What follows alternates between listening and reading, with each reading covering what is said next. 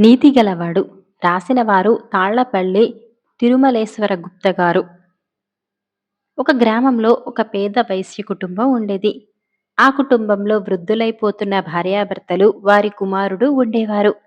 ఆ కుటుంబం చిల్లర వ్యాపారం చేసి జీవిస్తూ ఉండేది. కానీ రాను రాను ఆ వ్యాపారంతో జీవనం గడవటం కష్టమైపోయింది. అందుచేత యువకుడైన రాముడు పట్నం వెళ్ళి పెద్ద వ్యాపారస్తుల వద్ద పనిచేసుకుంటూ ప్రస్తుతానికి తన పొట్ట తాను పోసుకోవటానికి అవకాశం దొరికితే తాను పెద్ద వ్యాపారం ప్రారంభించటానికి నిశ్చయించుకున్నాడు. కొడుకు ఆలోచన బాగానే ఉందని తల్లిదండ్రులు ఒప్పుకున్నారు.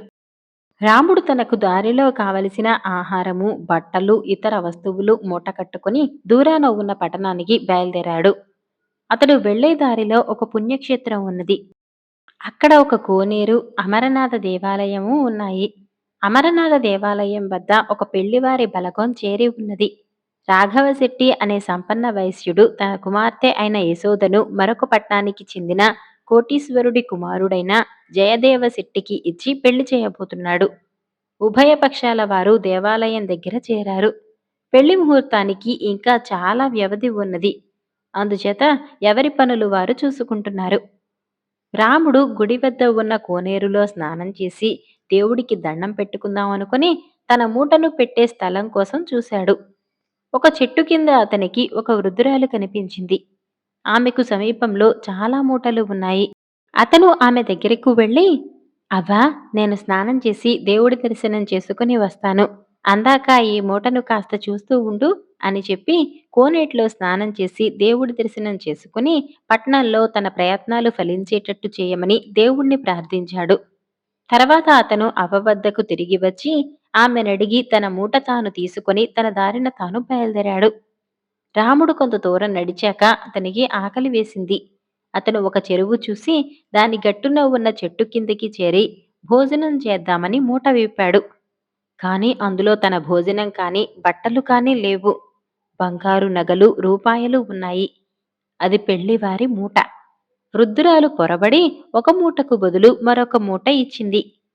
ఈ సంగతి గ్రహించి రాముడు అమరనాథ దేవాలయం వద్దకు తిరిగి వచ్చాడు. అతను చేరేలోపుగా పెళ్లికూతురు తరపు వారికి, పెళ్లికొడుకు తరపు వారికి మధ్య పెద్ద రంది సాగింది. పెళ్లికూతురు తండ్రి రాఘవశెట్టి నగలు పోయాయంటే పెళ్లికొడుకు తండ్రి అంతా అబద్ధమని, పచ్చి మోసమని, ఇటువంటి సంబంధం చేసుకోవటం తనకు పరువు చేటు అని, తమకు తీరని అవమానం జరిగిందని ఎగిరిపడ్డాడు. రాఘవశెట్టి తాను నిజమే చెబుతున్నానని, ఇలా పెళ్లి తప్పితే తన కూతురిని ఎవరూ చేసుకోరని, పెళ్లి అయిన అనంతరం ఇస్తామన్న నగలన్నీ తాను చేయించి ఇస్తానని తన వియ్యంకుణ్ణి కాళ్ల వేళ్ల పడి బతిమిలాడాడు.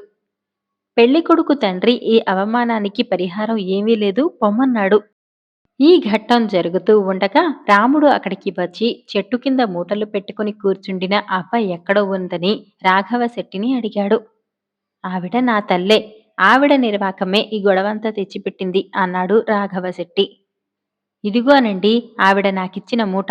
ఇందులో నగలున్నాయి. దీన్ని తీసుకుని నా మూట నాకిప్పించండి అన్నాడు రాముడు. బియ్యాల వారి మధ్య రేగిన కలహం మబ్బు విడిచినట్టు విడిచింది. రాఘవశెట్టి అబద్ధం ఆడలేదు. పెళ్లివారికి అన్యాయం జరగలేదు. నగలున్నాయి. పెళ్లి జరగటానికి ఎలాంటి అభ్యంతరం లేదిక. రాఘవశెట్టి రాముణ్ణి యశోదకు చూపి, ఇతను మన మానం కాపాడాడమ్మా. ఇక నీ పెళ్లి నిరాటంకంగా జరిగిపోతుంది అన్నాడు. యశోద రాముణ్ణి అతని విషయాలన్నీ అడిగి తెలుసుకున్నది. బాబూ, మాకు నువ్వు చేసిన సహాయం ఇంతా అంతా కాదు. మా పిల్ల పెళ్లి పూర్తి అయినదాకా ఉండి మరి వెళ్ళు అన్నాడు రాఘవశెట్టి రాముడితో. రాముడు అందుకు ఒప్పుకొని వారి అతిథిగా ఉండిపోయాడు. పెళ్లి తంతు ప్రారంభమైంది.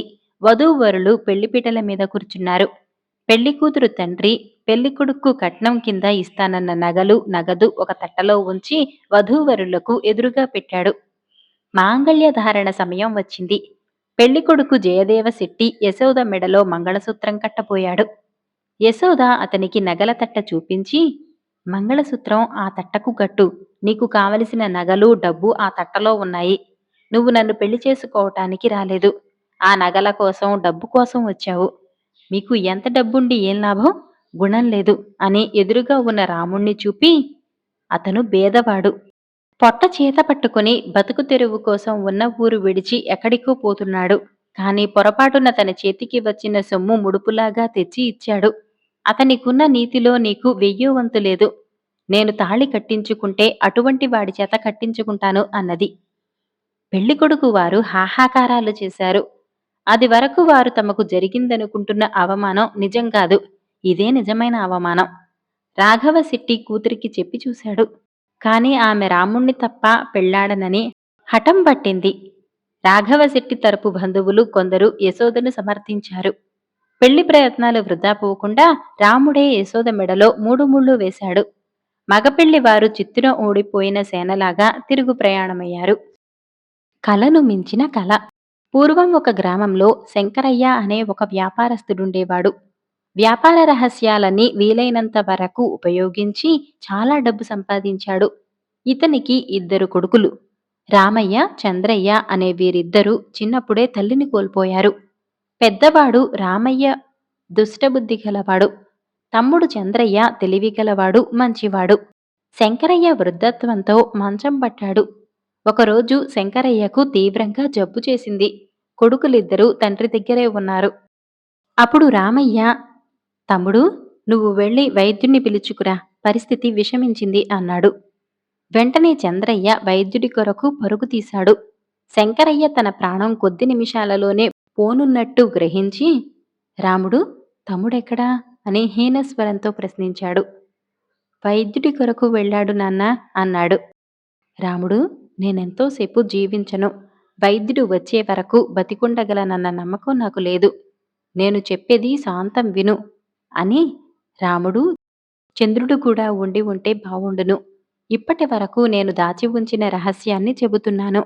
మన ఉత్తరపు ఇంట్లో పడమట గోడ దగ్గర 2 లక్షల విలువ చేసే బంగారాన్ని దొంగల భయంతో భూస్థాపితం చేసి ఉంచాను. ఈ రహస్యం నాకు తప్ప ఒక్క మానవుడికి తెలియదు. నేను చనిపోయాక మీరిద్దరూ సమానంగా పంచుకోండి. జాగ్రత్త నాయనా, నా రుణం తీరిపోయింది. వ్యాపారం జాగ్రత్తగా చేసుకోండి. డబ్బు విషయాల్లో ఎవరినీ నమ్మవద్దు. కాని అందరినీ నమ్మినట్లే అగుపించాలి అని వ్యాపార రహస్యాలు చెప్పి కన్నుమూశాడు. వైద్యుడి కొరకు వెళ్లిన చంద్రయ్య ఇంటికి వచ్చి జరిగింది తెలిసి గొల్లుమన్నాడు. తర్వాత శాస్త్రోక్తంగా దహన క్రియలు, కర్మక్రతువులు జరిగిపోయాయి. ఒకరోజు దుష్టబుద్ధి గల రామయ్య, తమ్ముడు, ఇప్పటి వరకు కలిసిమెలిసి తండ్రి సంరక్షణలో పెరిగాం. ఇక ముందు మన బాధ్యతలు మన మీదే ఉన్నాయి. కాబట్టి నాకొకటే మార్గం కనిపిస్తోంది అని 2 లక్షల విలువ చేసే బంగారాన్ని కాజేయాలన్న తలంపుతో విచారగ్రస్తుడైనట్టు నటిస్తూ అన్నాడు. అలాగే, ఏమిటో చెప్పు అన్నయ్య, అలాగే చేద్దాం. విషయం తెలియని చంద్రయ్య అన్నను ప్రశ్నించాడు. ఏం లేదు తమ్ముడు, మనం ఇద్దరం మన పిత్రార్జితాన్ని సమానంగా పంచుకుందాం. పంచుకున్నంత మాత్రాన చిన్నప్పటి నుంచి పెనవేసుకున్న మన మమకారాలు ఎక్కడికి పోతాయి అని అర్థిస్తున్నట్టుగా అడిగాడు రామయ్య. అలాగే చేద్దాం అన్నయ్య, నీ ఇష్ట ప్రకారమే కానివ్వు అన్నాడు చంద్రయ్య. తమ్ముడు, నాదొక్క చిన్న కోరిక. చిన్నప్పటి నుండి నాకీ ఇంటి మీద, ఈ స్థలం మీద అమిత మమకారంరా. ఎందుకో కాని ఈ ఇంటిని నేనే తీసుకోవాలని కోరికగా ఉంది. అందుకు నీవు ఒప్పుకుంటావన్న గట్టి నమ్మకం నాకుంది. నీకు ఈ ఇంటికి బదులుగా నా భాగంలో 15,000 రూపాయలిస్తాను. ఇక్కడకు దక్షిణంగా ఉన్న మన ఖాళీ స్థలంలో ఇల్లు వేసుకో. నా కోరికను నువ్వు కాదనవన్న ధైర్యంతో కోరుకుంటున్నాను అని రాముడు జవాబు కొరకు చంద్రుడి వైపు చూస్తున్నాడు. ఎందుకన్నయ్యా, 2 ఇళ్లుగా ఉన్నది కదా. వాస్తు ప్రకారం దక్షిణపు ఇల్లు నువ్వు ఉంచుకో, ఉత్తరపు ఇంటిలో నేనుంటాను అన్నాడు. అది కాదు తమ్ముడు, ఈ ఇంటిని పంచుకోకూడదని, ఒకరికైతేనే బావుంటుందని నా ఉద్దేశం. ఎందుకో నాకు చిన్నప్పటి నుండి ఈ స్థలంపై మమకారం పెంచుకున్నాను. నీకు ఇల్లు కట్టుకునేందుకు 15,000 కాకుంటే 20,000 తీసుకో అని డబ్బాస చూపి తమ్ముడిని వశపరుచుకోజూశాడు రామయ్య. తమ్ముడు తెలివిగలవాడు కాబట్టి ఇందులో ఏదో మోసముందని ఇట్టే పసిగట్టాడు.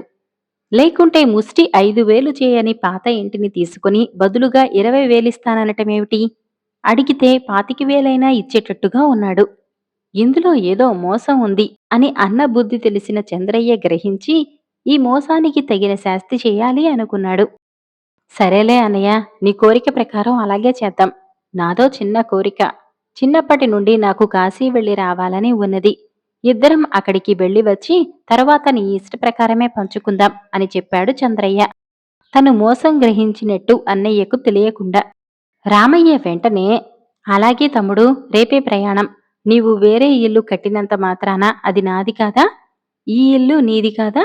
ఇదంతా మన తండ్రి సంపాదించిందే కదా! సంతోషపడిపోయాడు రామయ్య. బంగారం తనదైపోయినట్టే. మరుసటి రోజు అన్నదమ్ములిద్దరూ ప్రయాణం సాగించారు. ఆ రోజంతా ప్రయాణం చేసి ఆ రాత్రికి ఒక ఊరు చేరుకొని అక్కడ ఒక సత్రంలో బస చేశారు. ఆ రాత్రి రామయ్య ఈ విధంగా తలపోశాడు. ముష్టి 5,000 చేసే ఆ పాత ఇంటికి బదులు 20,000 ఎందుకివ్వాలి? ఆ బంగారాన్ని స్వంతం చేసుకునేందుకు ఇది మంచి సమయం. తర్వాత ఆ ఉత్తరపు ఇల్లు వాడి మొహానికే తగిలేద్దాం. ఇలా ఆలోచించిన రామయ్య ఒక ఉపాయం ఆలోచించాడు. ఇద్దరూ నిద్రపోయారా రాత్రి సుఖంగా. ఉదయాన తిరిగి ప్రయాణం సాగించాలి. అప్పుడు రామయ్య తమ్ముడితో, తమ్ముడూ, నా ఆరోగ్యం ఏం బావుండలేదు. నీవు తిరిగి వచ్చే వరకు నేనీ సత్రంలో ఉంటాను. నీవు దైవ దర్శనం చేసుకుని తిన్నగా ఇక్కడకు వచ్చావంటే ఇద్దరం కలిసి ఇల్లు చేరుకుందాం అని చెప్పాడు. చంద్రయ్య అందుకు ఒప్పుకొని, అలాగే అన్నయ్య, నీ ఆరోగ్యం జాగ్రత్త, నేను వస్తాను అని చెప్పి విషయం గ్రహించిన చంద్రయ్య అన్న దగ్గర సెలవు తీసుకుని కాశీ వైపు వెళ్ళినట్టే వెళ్ళి అక్కడికి దాపున ఉన్న ఒక చెట్టు వెనక నక్కి నిలబడ్డాడు. చంద్రయ్య ఊహించినట్టే రామయ్య తమ ఊరి వైపు బయలుదేరాడు. చంద్రయ్య అన్నకు కనపడకుండా అనుసరించాడు. తిన్నగా ఇద్దరూ తమ ఇంటి దగ్గరకు వచ్చారు. చీకటి పడుతోంది. రామయ్య ఇంటిలోనికి వెళ్లి పారా పలుగు తీసుకుని ఉత్తరపు ఇంటిలోనికి వెళ్లి లోపల గడియ పెట్టేశాడు. తన తండ్రి చెప్పిన దగ్గర నేలను తవ్వాడు. అందులో ఒక పెట్టె కనపడింది. దాన్ని తీసి చూశాడు. అందులో బంగారం మెరిసిపోతూ కనిపించింది. రామయ్య ఆనందానికి అవధులు లేవు. ఇదంతా పైనుండి కిటికీ ఎక్కి గమనిస్తూ ఉండిన చంద్రయ్య, అన్నయ్య, నువ్వా? విచిత్రంగా ఉందే. నీకెలా తెలుసు? నాకు చెప్పలేదే అని నవ్వుతూ అడిగాడు. అదిరిపడిన రామయ్య సర్దుకుంటూ, రా తమ్ముడూ రా, నీవెలా వచ్చావిక్కడికి అని ప్రశ్నించాడు. చంద్రయ్య గదిలోపలికి ఏమీ తెలియనట్లు వచ్చి కూర్చున్నాడు. అప్పుడు రామయ్య, ఇదంతా కలమహత్యం తమ్ముడు. మనం నిన్న రాత్రి బసలో పడుకున్నాం చూడు. అప్పుడు నాకు కలలో మన నాన్న కనిపించి ఉత్తరపు వైపు ఇంట్లో బంగారం భూస్థాపితం చేసి ఉంచాను. దాన్ని నువ్వు తమ్ముడు సమంగా పంచుకోండి అని చెప్పాడు. ఆ విషయం చెబితే నీవు నమ్మవని, నవ్వుతావని, నిజం తెలుసుకొని తర్వాత నీకు చెబుదామని అనుకుని ఆరోగ్యం సరిగా లేదని అబద్ధమాడి ఇక్కడకు వచ్చేశాను. చంద్రయ్య అంతా గ్రహించి, నేను నిన్ను సత్రంలో వదిలి ప్రయాణం సాగించాను. మధ్యాహ్నం ఒక చెట్టు నీడలో భోజనం చేసి నిద్రపోయాను. అప్పుడు నాకు కలలో మన నాన్న కనబడి, ఒరే చంద్రయ్య, మీ అన్న అక్కడ ఆరోగ్యం సరిగా లేక బాధపడిపోతే నీవెక్కడికిరా కాశీకి పోతున్నావు? ముందు వెనుదిరిగిపో అని అన్నాడు. వెంటనే భయపడి సత్రం దగ్గరకు వచ్చి అడిగితే నీవు ఖాళీ చేసేశావని చెప్పారు. ఎక్కడున్నావో తెలియక తిన్నగా ఇంటి దగ్గరకు వచ్చాను. ఉత్తరపు ఇంటికి తాళం తీసి ఉన్నది. నెట్టి చూశాను. లోపల గడియ పెట్టి ఉంది. దొంగలేమోనని ఆ కిటికీ ఎక్కి చూశాను. ఇంతలో నువ్వు కనపడ్డావు. ఇది జరిగింది అని అన్నను తెలివిగా దెబ్బకొట్టాడు. బేతాళ కథలు భాగస్వాములు. పట్టు వదలని విక్రమార్కుడు చెట్టు వద్దకు తిరిగి వెళ్లి చెట్టు మీద నుంచి శవాన్ని దించి భుజాన వేసుకుని ఎప్పటిలాగే మౌనంగా శ్మశానం కేసి నడవసాగాడు. అప్పుడు శవంలోని బేతాళుడు, రాజా, నీవు పడే ఈ శ్రమ ఫలించాక ఆ ఫలితాన్ని నీవు పొందుతావో లేక భైరవుడిలాగా జారవిడుస్తావో నాకు తెలియటం లేదు. శ్రమ తెలియకుండా ఉండగలందులకు నీకు ఆ భైరవుడి కథ చెబుతాను విను అంటూ ఈ విధంగా చెప్పసాగాడు. భైరవుడు ఒక మారుమూల గ్రామంలో పుట్టాడు. అతనికి చిన్న వయసులోనే తండ్రి పోయాడు. వాళ్ళు నిరుపేదలు కారు. కష్టం చేసుకుంటే జీవితం లోటు లేకుండా వెళ్ళిపోతోంది. భైరవుని తల్లే పెంచింది, చదువు చెప్పించింది. పెరిగి పెద్దవాడై విద్యాబుద్ధులు అలవర్చుకున్నాక తన కుగ్రామంలోనే కష్టజీవితం గడిపే కన్నా కొద్ది పెట్టుబడితో వ్యాపారం చేసి తాను సుఖపడి తల్లిని సుఖపెట్టవచ్చునని భైరవుడికి అనిపించింది. అందుచేత అతను పెట్టుబడి సంపాదించుకుందామని నగరానికి బయలుదేరాడు. ఖర్చుకు గాను కొంత డబ్బు, తన తల్లి నగలు వెంట తీసుకున్నాడు. కొంత దూరం వెళ్ళాక ఒక ఊరి బయట భైరవుడికొక విషాదకరమైన దృశ్యం కనపడింది. ఒక యువకుడు ఒక స్త్రీ శవం ముందు కూర్చుని కంటికి మంటికి ఏకధారగా ఏడుస్తున్నాడు. భైరవుడు ఆ యువకుణ్ణి సమీపించి, ఎవరు నాయనా నువ్వు? ఈ చనిపోయిన మనిషి ఎవరు? ఈ నిర్జన ప్రదేశంలో కూర్చొని ఎందుకు ఏడుస్తున్నావు అని అడిగాడు. నేనొక అభాగ్యుణ్ణి. ఈ చనిపోయినది నా భార్య. నా తండ్రి పేరు పడిన సముద్ర వర్తకుడు. ఆయనతో పాటు 3 ఓడలు సరుకుతో సహా సముద్రం పాలయ్యాయి. నాకు మా వ్యాపారం తాలూకు అప్పులే మిగిలాయి. నాకున్న ఆస్తి అంతా అమ్మినా ఆ అప్పులు పూర్తిగా తీరలేదు. అవమానంతో నగరంలో బతకలేక ఈ పక్కనే ఉన్న గ్రామం చేరి అక్కడ నేను నా భార్య అజ్ఞాతవాసం గడిపాం. నిన్న రాత్రి నా భార్య చనిపోయింది. గ్రామస్తులను యాచించటం చేతకాక శవాన్ని మోసుకుని ఇక్కడికి చేరుకున్నాను. ఈ శవానికి దహనం చేసే దక్షత కూడా నాకు లేదు అంటూ ఆ యువకుడు పెద్ద పెట్టున ఏడ్చాడు. విచారించకు, నేను గ్రామంలోకి వెళ్లి దహన క్రియలకు ఏర్పాటు చేస్తాను అన్నాడు భైరవుడు. క్షమించండి, నేను మీ వద్ద దానం పట్టలేను, అప్పు చేయలేను. నేను కూడా ఇక్కడే ప్రాణాలు విడిచినాక ఏ నక్కలో పీకు తింటాయి. లేదా మా ఇద్దరి అనాథ ప్రేతాలకు కలిసి ఎవరో ఒకరు సంస్కారం చేసేస్తారు. మీ దారిన మీరు వెళ్ళండి. నా సమస్యలు మనుషులు తీర్చేది కాదు అన్నాడా యువకుడు. భైరవుడతనితో, నేను నీకు దానము ఇవ్వటం లేదు, అప్పు పెట్టటం లేదు. నేను వ్యాపారం చేద్దామనే బయలుదేరాను. నా దగ్గర కొద్ది డబ్బు ఉన్నది. అది నేను నీకోసం ఖర్చు చేస్తాను. నువ్వు నా భాగస్వామిగా ఉండి వ్యాపారం చెయ్యి. రాబడి చెరిసగం. నన్ను భాగస్వామిగా పెట్టుకుని వ్యాపారం చేయటం నీకు సమ్మతమైతే నా డబ్బు తీసుకో అన్నాడు. అయ్యా, నీ డబ్బుతో నా భార్యకు దహన సంస్కారం చేస్తే మనకు పెట్టుబడి ఏది? నా దగ్గర చిల్లి గవ్వలేదు అన్నాడా యువకుడు. నా దగ్గర మా అమ్మ నగలున్నాయి. వ్యాపార రహస్యాలు తెలియని నాబోటి వాడికి ఆ డబ్బు చాలకపోవచ్చు. కాని నీకవి తెలుసు గనుక వాటితోటే చిన్న ఎత్తున ప్రారంభించవచ్చు అన్నాడు భైరవుడు. అందుకాయన సరే అన్నాడు. భైరవుడు గ్రామానికి వెళ్లి శవవాహకులను ఒక బ్రాహ్మణ్ణి మాట్లాడి శవదహనానికి కట్టెలు ఏర్పాటు చేసి సమీపంలోనే చెరువు పక్కన ఉన్న శ్మశానంలో చనిపోయిన మనిషికి దహన క్రియలు జరిపించాడు. యువకుడి పేరు కుమారగుప్తుడని భైరవుడికి తెలియవచ్చింది. శవదహనం పూర్తయ్యాక బాగా చీకటి పడింది. భైరవుడు కుమారగుప్తుడు చెరువులో స్నానం చేసి చెరువు గట్టునే పడుకున్నారు. తెల్లవారుజామున భైరవుడికొక కల వచ్చింది. ఆ కలలో కుమారగుప్తుడి భార్య కనిపించి, అయ్యా, మీరు నా భర్తకు కొత్త జీవితం ఇచ్చారు. అందుకు కృతజ్ఞతగా మీకొక రహస్యం చెబుతాను. నా బూడిద గుడ్డివాళ్ల కళ్లకు రాచినట్టయితే వాళ్లకు తిరిగి దృష్టి వస్తుంది అని చెప్పి మాయమైంది. వెంటనే అతనికి మెలకువ వచ్చింది. భైరవుడు నిద్రలేచి తనకు వచ్చిన కల గురించి ఆశ్చర్యపడ్డాడు. తన కలను అతను నమ్మలేకపోయాడు. కాని కుమారగుప్తుడి భార్య కలలో అన్న మాటలింకా అతని చెవిలో గింగురుమంటూనే ఉన్నాయి. ఎందుకైనా మంచిదనుకుని భైరవుడు కుమారగుప్తుడు నిద్రలేవకముందే శ్మశానంలోకి వెళ్లి ఆరిపోయిన చితి నుంచి కొంత బూడిద తీసుకుని మూట కట్టుకున్నాడు. తెల్లవారుతూనే స్నేహితులిద్దరూ కాలకృత్యాలు తీర్చుకుని బయలుదేరి మధ్యాహ్నానికల్లా ఒక నగరం చేరుకున్నారు. అక్కడి సత్రంలో వారు బస చేశారు. సత్రం అరుగు మీద ఒక గుడ్డి బిచ్చగాడు వారికి కనిపించాడు. భైరవుడు తన మూట నుంచి చిటికెడు బూడిద తీసి ఆ బిచ్చగాడి కళ్లకు రాచాడు. వెంటనే వాడికి దృష్టి వచ్చేసింది.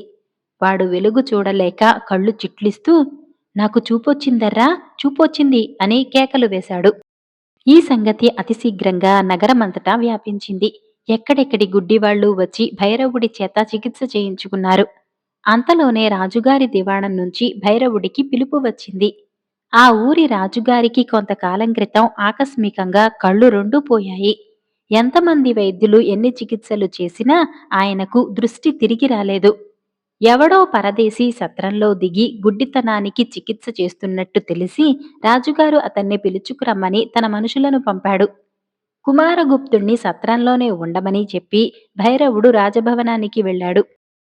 రాజవైద్యులు భైరవుణ్ణి అనేక ప్రశ్నలు వేశారు. అతను ఎవరి దగ్గర వైద్యం నేర్చుకున్నాడు? అతను ఉపయోగించే భస్మంలో ఏమేమి దినుసులున్నాయి? ఎన్ని పుటాలు వేసిన భస్మం? నేను వైద్యుణ్ణి కాదు. నేను వాడే భస్మం ఏ వైద్యుడికి దొరికేది కాదు. దానితో దృష్టి కలుగుతున్నంత కాలము ఉపయోగిస్తాను అన్నాడు భైరవుడు. అతను రాజుగారి కళ్లకు బూడిద పూయగానే రాజుగారికి తిరిగి కళ్ళు వచ్చాయి. మహారాజా, నాకు సెలవిప్పించండి అన్నాడు భైరవుడు. నాకింత మహోపకారం చేసిన నీకు తగిన ప్రత్యుపకారం చేయకుండా పంపనా అంటూ రాజుగారు భైరవుణ్ణి పరీక్షగా చూశాడు. యువకుడు అందంగానే ఉన్నాడు. అందుచేత ఆయన అతనితో, చూడు నాయనా, నా కళ్ళకు వైద్యులు చికిత్స చేయలేకపోవటం చూసి నాకు దృష్టి ఎవరన్నా తెప్పించినట్టయితే వాడికి నా కుమార్తెనిచ్చి పెళ్లి చేద్దామని, అర్ధరాజ్యం ఇద్దామని నిశ్చయించాను. అందుచేత నువ్వు నా కుమార్తెను పెళ్లాడి నా అర్ధరాజ్యానికి పట్టాభిషిక్తుడివికా అని చెప్పాడు. క్షమించండి, నేను ఈ చికిత్స చేసినందుకు అలాంటి ప్రత్యుపకారం పొందలేను. నాకు సెలవిప్పించండి అని చెప్పి భైరవుడు సత్రానికి తిరిగి వచ్చి కుమారగుప్తుణ్ణి వెంట పెట్టుకుని మరొక నగరానికి వెళ్లి తన తల్లి నగలమ్మి వ్యాపారం ప్రారంభించాడు. వ్యాపారం కుమారగుప్తుడి మూలాన బాగా కలిసి వచ్చింది. ఇద్దరూ కొద్ది కాలంలోనే ధనవంతులయ్యారు. బేతాళుడీ కథ చెప్పి, రాజా, నాకొక సందేహం. భైరవుడు రాజకుమార్తెను పెళ్లాడి అర్ధరాజ్యం ఏలుకోకపోవటానికి కారణమేమిటి? రాజ్యమంటే భయమా, లేక పెళ్లి అంటే భయమా? అతను రాజుగారిని కనీసం పెట్టుబడి ధనమైనా ఎందుకు అడగలేదు? ఈ సందేహానికి సమాధానం తెలిసి కూడా చెప్పకపోయావో నీ తల పగిలిపోతుంది అన్నాడు.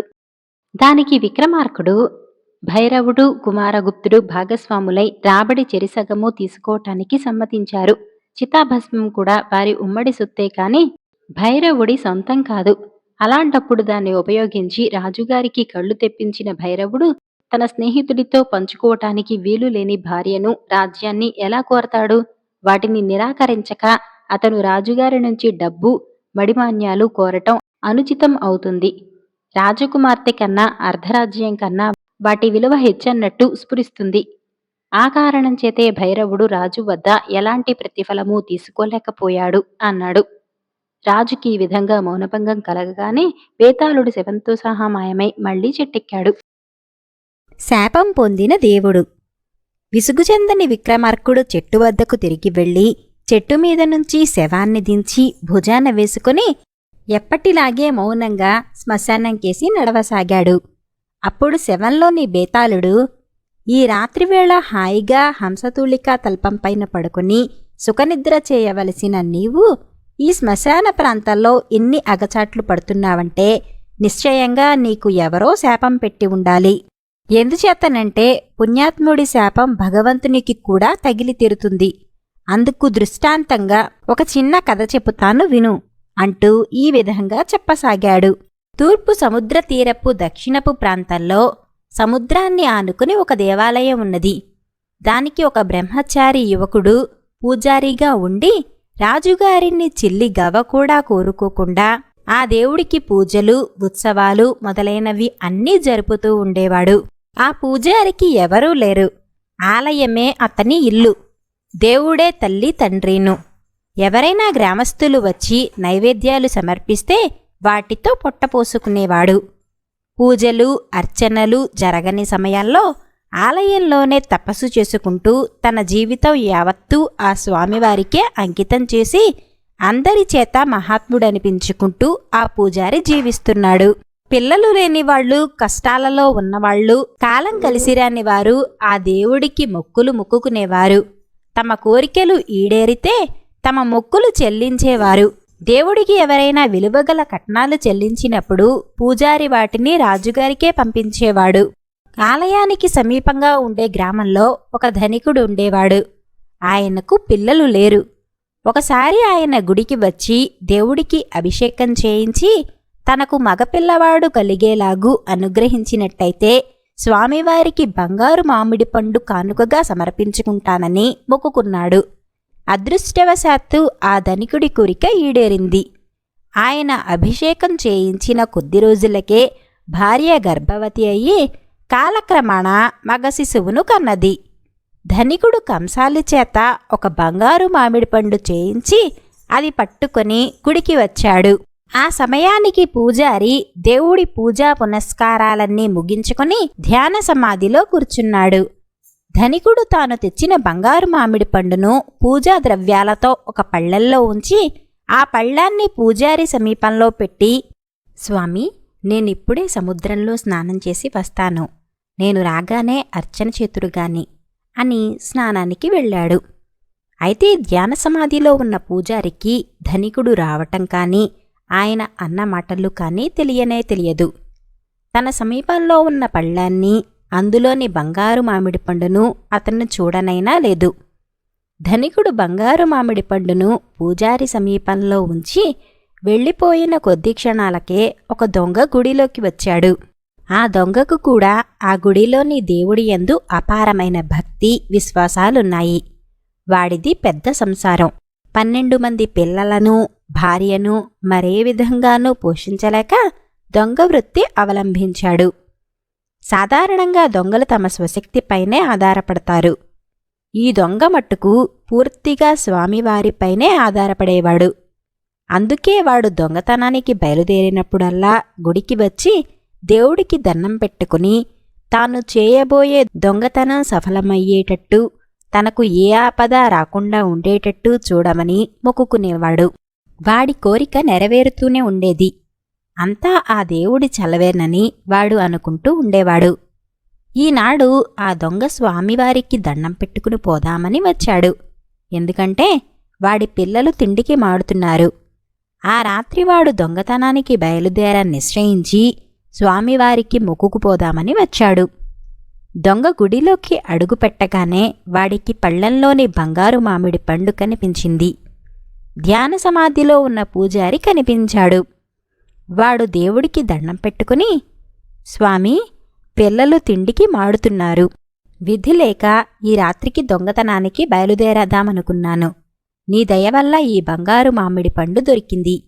దీనితో నేను, నా కుటుంబము చాలా కాలం హాయిగా బతుకుతాం. ఇప్పట్లో మళ్లీ దొంగతనానికి బయలుదేరే పని కూడా ఉండదు అని దేవుడికి చెప్పుకుని బంగారు మామిడి పండు తీసుకుని తన దారిన వెళ్ళిపోయాడు. ధనికుడు ఈలోపుగా స్నానం చేసి ఆలయానికి తిరిగి వచ్చాడు. గుడిలోకి అడుగుపెడుతూనే పళ్ళెంలో బంగారు మామిడి పండు లేకపోవటం చూసి, బంగారు పండేదయ్యా పూజారి, తీసి దాచిపెట్టావా అన్నాడు ఆయన.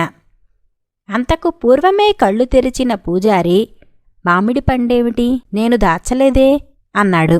నీతో చెప్పి బంగారు మామిడి పండు పళ్ళెంలో ఉంచి స్నానం చేసి రావటానికి వెళ్ళాను. ఇప్పుడు చూస్తే లేదు. దాన్ని ఏం చేశావు అని ధనికుడు గట్టిగా అడిగాడు. నాకేమీ తెలియదు అన్నాడు పూజారి. ధనికుడికి మండిపోయింది. అది స్వామివారికి నేను మొక్కుకున్న బంగారు మామిడి పండు. నీవిక్కడ ఉండేది దేనికి? స్వామివారి సొత్తు అపహరించటానికా అన్నాడు ధనికుడు. అయ్యా, నాకు స్వామివారి సొత్తుతో ఏం పని? స్వామి అర్చనతోనే నా జీవితం సుఖంగా వెళ్ళిపోతున్నది. స్వామివారి ప్రసాదంతో నా పొట్ట నిండుతున్నది. బంగారం అపహరించి నేనేం చేసుకుంటాను అన్నాడు పూజారి. దొంగలంతా ఇలాగే మాట్లాడతారు. నువ్వు చెప్పుకునేదేదో రాజుగారికే చెప్పుకో. నేనిప్పుడే వెళ్ళి నీ మీద ఫిర్యాదు చేస్తున్నాను అంటూ ధనికుడు వెళ్ళిపోయి పూజారి బంగారు మామిడి పండును కాచేశాడని రాజుగారి దగ్గర ఫిర్యాదు చేశాడు. రాజుగారు పూజారిని విచారణ చేశాడు. ధనికుడు అబద్ధం ఆడి పూజారికి దొంగతనం కట్టవలసిన అవసరం లేదు. ఆయనకు మగబిడ్డ కలిగిన మాట నిజమే. ఆయన స్వామివారికి అర్పించటానికి బంగారు మామిడి పండు చేయించిన మాట నిజమే. బంగారు మామిడి పండు పోయిన సమయంలో గుడిలో పూజారి ఒక్కడే ఉన్నాడు. అతను పేదవాడు. బంగారం కోసం ఆశపడి దొంగతనం చేస్తే చెయ్యవచ్చు. ఇలా ఎన్ని దొంగతనాలు చేసి రాజుగారికి చెందవలసిన కానుకలు తాన్నే కాచేశాడు. ఈ విధంగా అనుకొని రాజుగారు పూజారికి కొరడా దెబ్బలు శిక్ష విధించాడు. రాజభటులు తనను కొరడాతో కొడుతూ ఉంటే పూజారికి మండిపోయింది.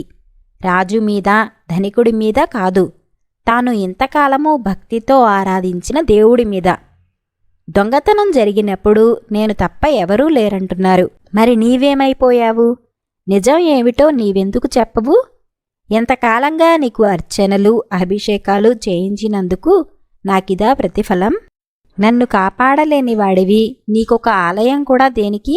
నీవు, నీ ఆలయము సముద్రంలో కలిసిపోరాదు అని ఆక్రోశించాడు పూజారి. పూజారి ఈ మాటలు అంటూ ఉండగానే సముద్రం మీద నుంచి ప్రళయకాలపు మారుతం లేచి వచ్చింది. భూమి కంపించింది. ఉప్పెన తరంగాలు వచ్చి తీరం మీద విరుచుకుపడ్డాయి. ఈ ఆర్భాటమంతా అణిగిపోయాక చూస్తే సముద్ర తీరాన గుడి లేదు. సముద్రంలో కలిసిపోయింది. దేవుణ్ణే శపించిన ఆ పూజారికి రాజుగారు క్షమాపణ చెప్పుకున్నాడు. బేతాళుడి కథ చెప్పి, రాజా, దేవుడింత తెలివి తక్కువ పని ఎందుకు చేశాడు? ఆ దేవుడు మహిమ కలవాడు కనుకనే ఆయన భక్తుడికి శపించే శక్తి వచ్చిందనుకోవాలి కదా. అంత మహిమ కలవాడు తన భక్తుణ్ణి తప్పించుకోలేకపోయాడా? అలా చేయకపోగా భక్తుని శాపానికి గురి అయి తన ఆలయం కూడా మిగలకుండా ఎందుకు చేసుకున్నాడు? ఈ ప్రశ్నకు సమాధానం తెలిసి కూడా చెప్పకపోయావో నీ తల పగిలిపోతుంది అన్నాడు. దానికి విక్రమార్కుడు, అన్నీ ఆలోచించే దేవుడు సరియైన మార్గం అవలంబించాడు. అది తెలివి తక్కువ పని కాదు. మొదటి సంగతి, దేవుడు పూజారిని రక్షించాలంటే దొంగను బయటపెట్టాలి. ఇద్దరూ తనను నమ్ముకున్న భక్తులే. పూజారి ఒంటరిగాడు. దొంగకు ఆపద వస్తే 13 ప్రాణులు కష్టాల పాలవుతారు. రెండో సంగతి, పూజారికి తాను సాక్ష్యం చెబితే అది ఏదో ఇంద్రజాలమనుకుంటారు ప్రజలు. పూజారి చేత తాను శాపం పొందితే అతని మహత్తు లోకానికి మరింత స్పష్టంగా తెలియవస్తుంది. మూడో సంగతి, దేవుడికి ఈ ఆలయం ప్రతిబంధకమైంది. తన భక్తులంతా ఒక రక్తం వాళ్ళు కారు. వారిలో దొంగలున్నారు, దరిద్రులున్నారు, ధనికులున్నారు. ఒకరి స్వార్థం ఒకరికి కిట్టదు. అందరికన్నా స్వార్థపరుడు రాజు. దేవుడికి ప్రజలు చెల్లించే ప్రతి కానుక తనదిగా భావించి రాజు గుడిలో జరిగే చిన్న దొంగతనాలకు కూడా పెద్ద శిక్షలు ఇస్తాడు. ఈ తేడాలన్నిటినీ సమన్వయించలేక భగవంతుడు తన ఆలయం సముద్రం పాలయ్యే ఏర్పాటు చేసుకున్నాడు అన్నాడు. రాజుకు ఈ విధంగా మౌనభంగం కలగగానే బేతాళుడు శవంతో సహా మాయమై తిరిగి చెట్టెక్కాడు.